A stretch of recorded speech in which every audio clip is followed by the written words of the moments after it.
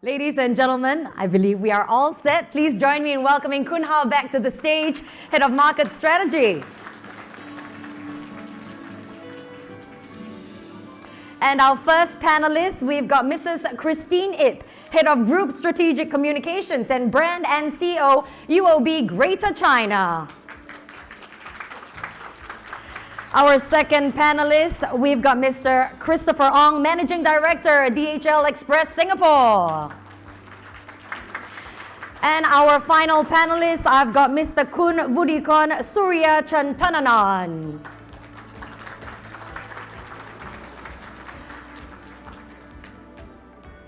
Kun Hao, stage is all yours. Yamin. Okay, so ladies and gentlemen, just a quick admin note. We are overrunning by a little bit, so we'll hold all of you for until about 12:15 before we wrap up the proceedings. So this is the industry panel. We have got one senior management from UOB and two very esteemed guests from industries that are going through very major disruptions right now and innovation. So may I just do again a quick introduction? So first we have Kun Vudikon, who is from Great Wall Motors. He's in charge of marketing for the ASEAN region, Thailand, Malaysia.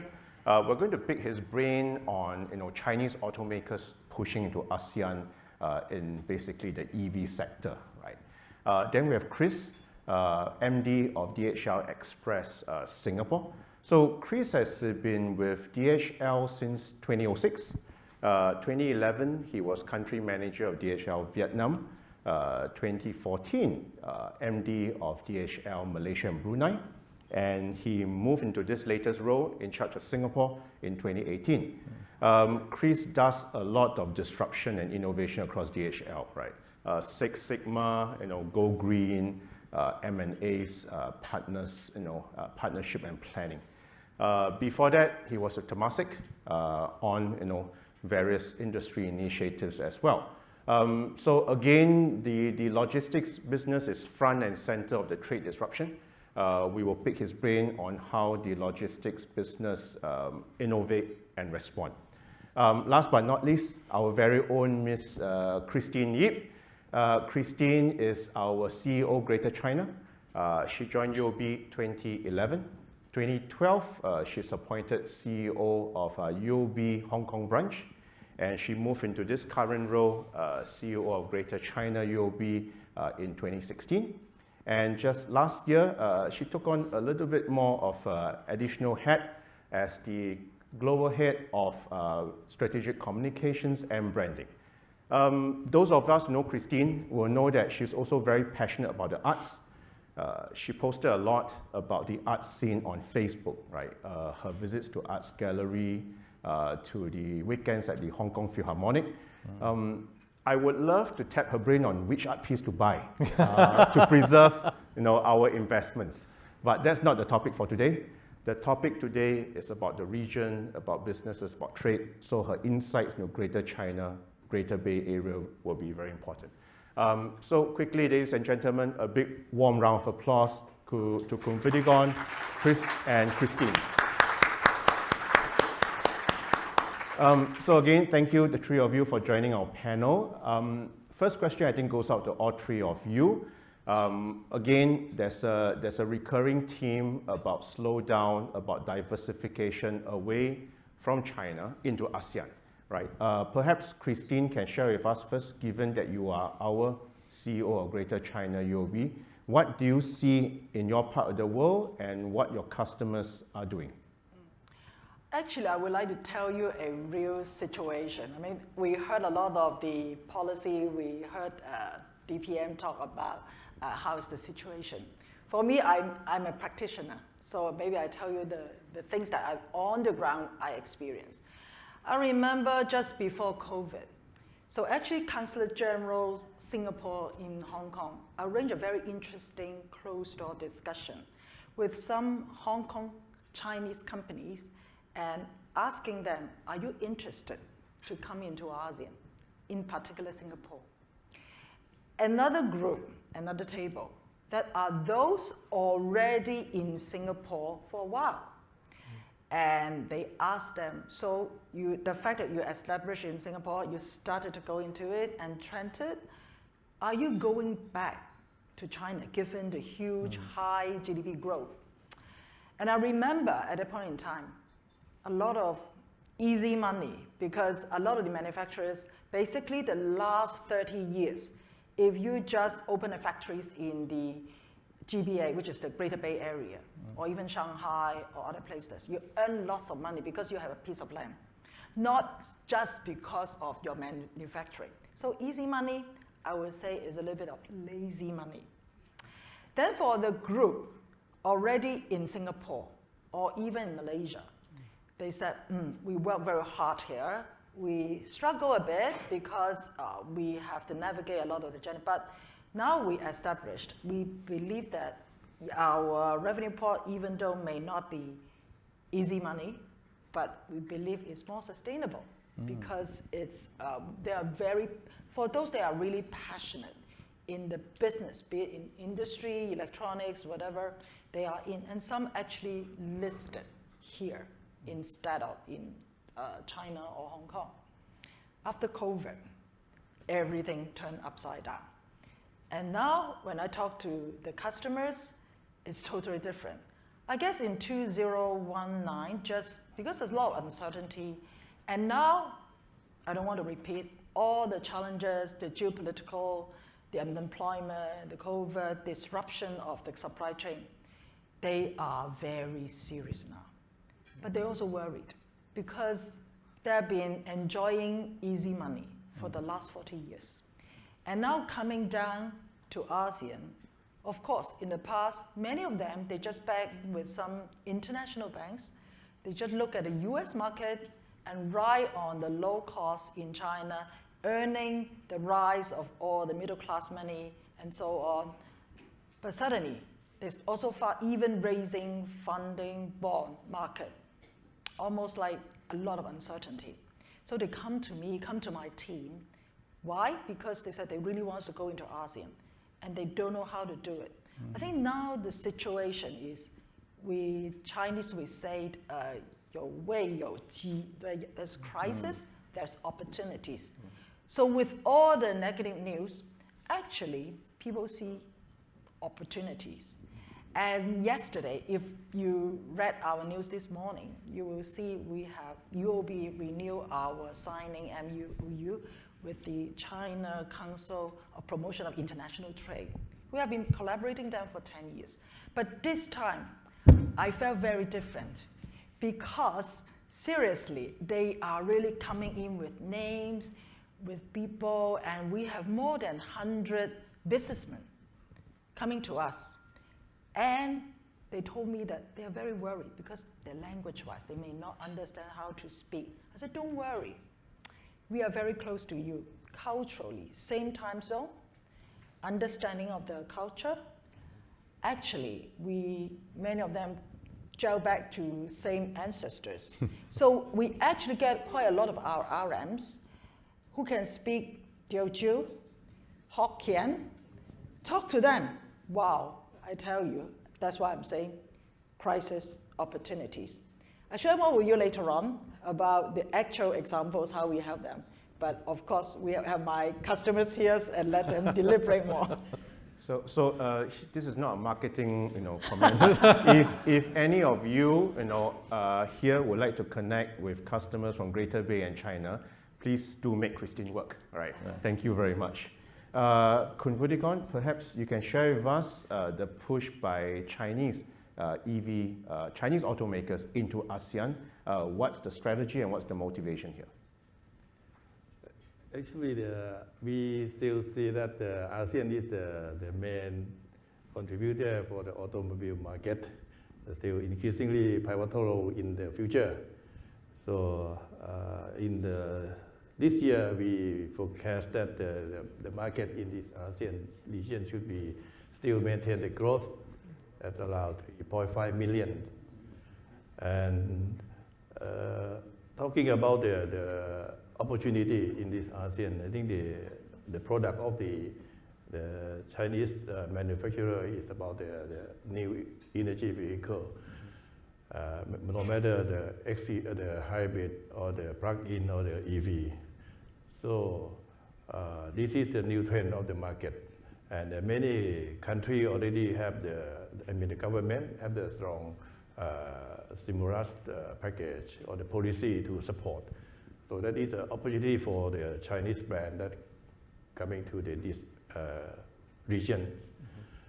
For the Great Wall Motor, 4 years ago, we already come to Thailand as foreseeing that this should be the production hub for Great Wall Motor in this region, and then plus the support policy from the government, and we acknowledge that this is already proof the EV in this region can be promoted and expanded in the future. So that's why this is a trend of the new energy vehicle and the market opportunity for the Chinese products. So I saw your news release, if I understand correctly. Great Wall Motors is the first Chinese automobile maker to produce EV in Thailand, right? From last year. And what the Thai government did was there's this very lofty aspiration for 30% of all automotive production in Thailand to be 30% EV by the year 2030. So 30-30. So I think with all help, this may in fact be a achievable target. Right. So moving on to Chris.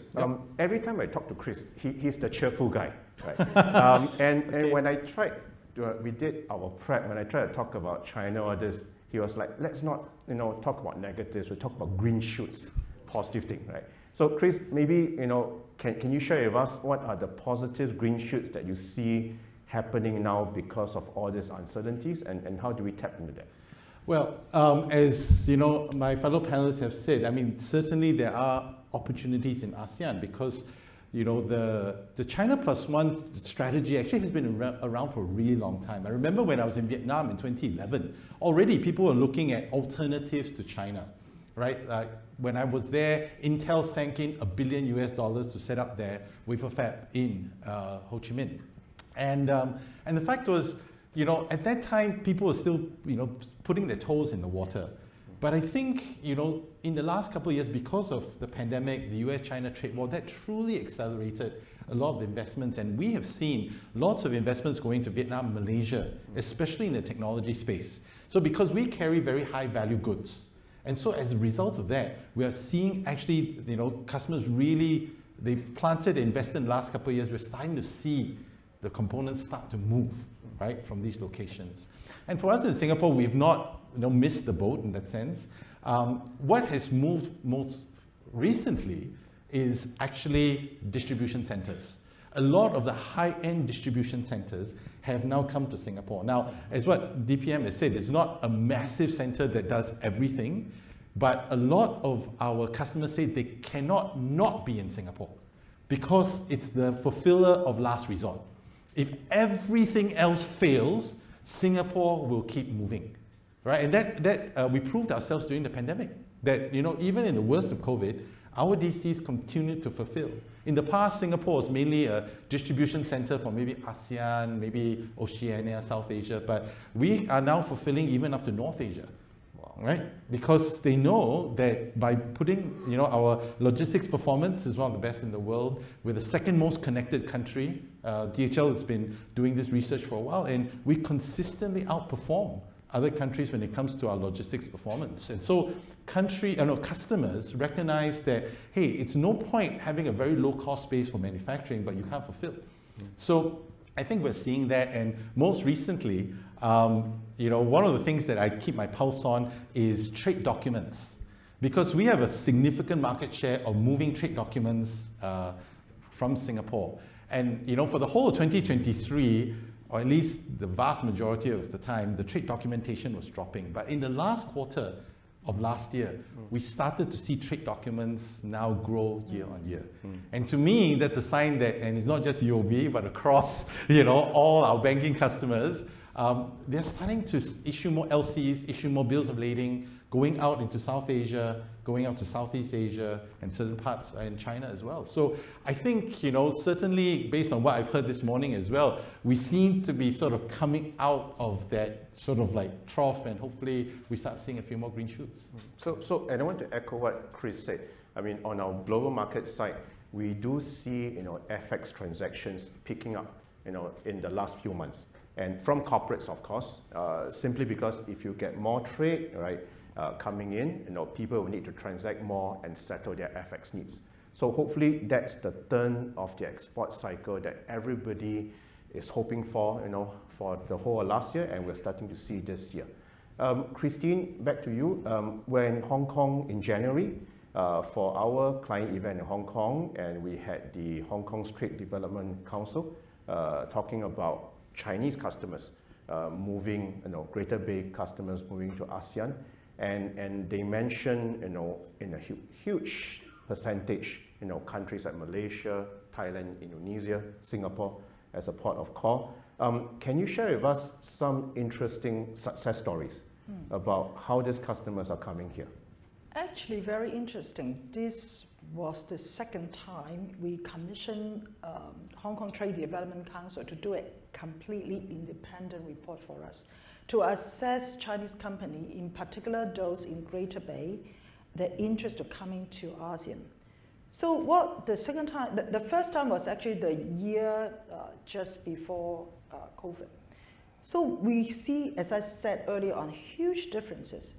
Now, for the coming 3 years, for those who haven't been, or they now really start, 85% of those being interviewed said they would consider coming here, and for sure they will try.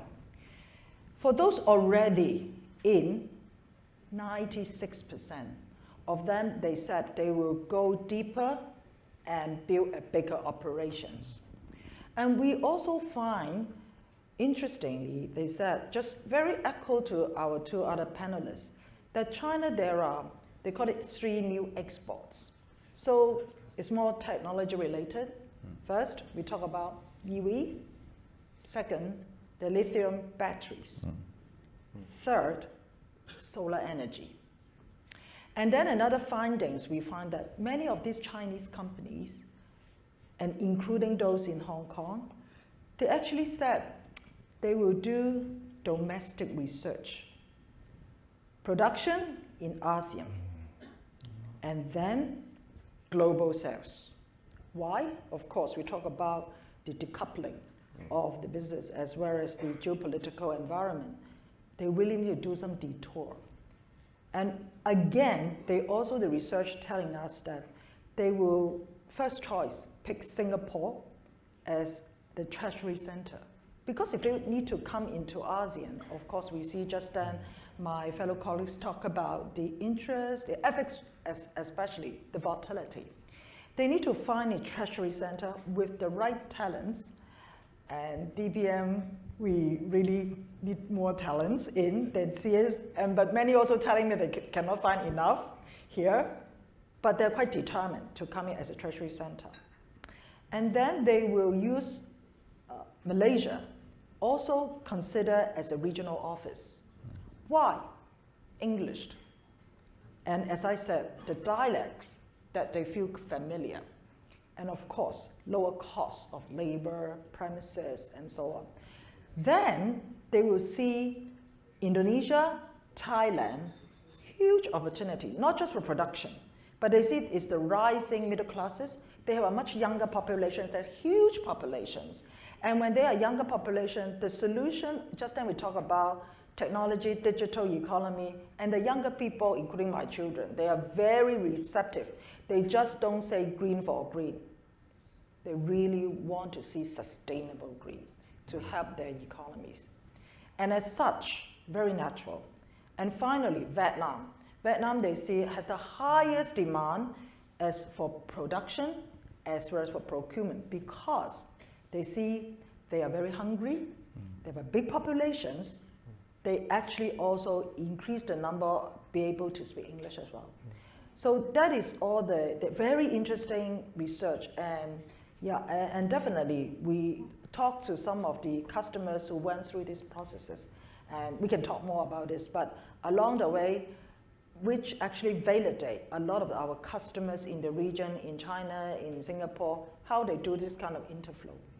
So Christine, production in ASEAN and marketing to the rest of the world. Yes, sales, not just marketing, sales. Yeah, get the business.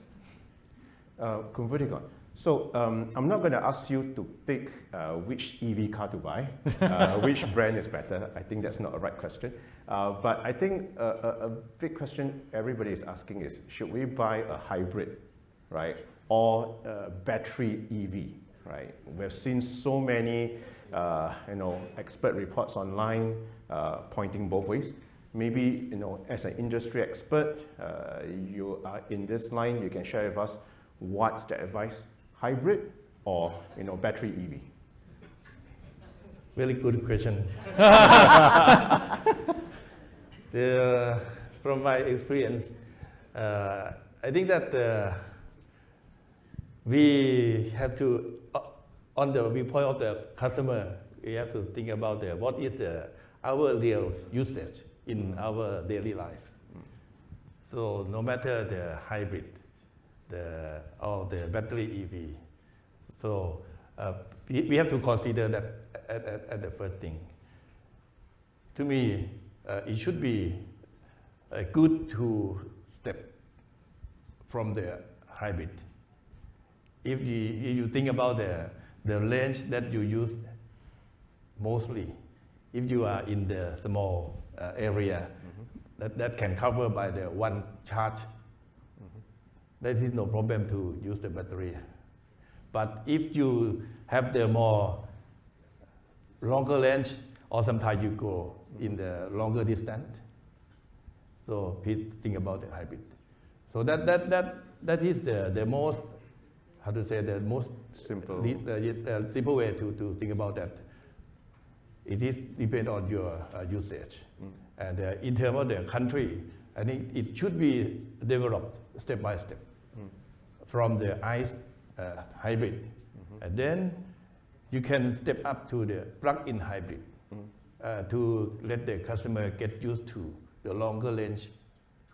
And plug-in hybrid you can use as an EV as well, if you use 100 or 200 kilometers every day.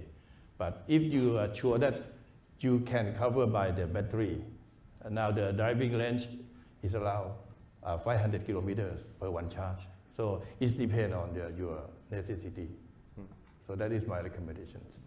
So again, it's all about infrastructure, right? If your country is longer and bigger, right, like in Thailand, you need a lot of charging points, then you can innovate and push the industry along towards the battery EVs, right?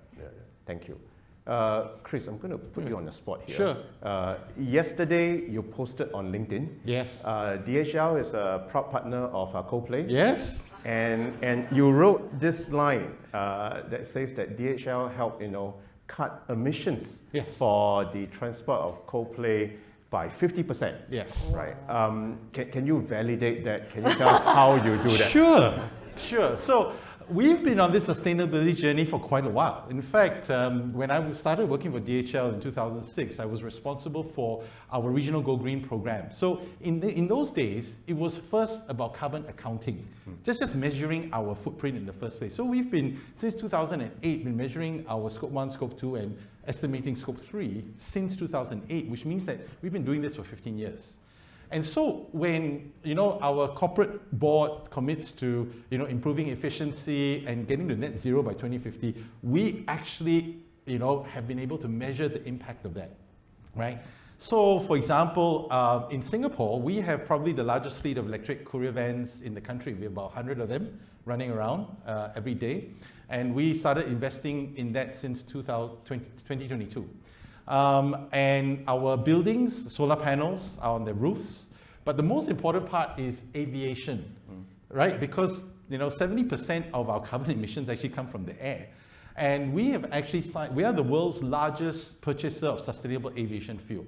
So in 2022, about over 1% of our global fuel burn was SAF.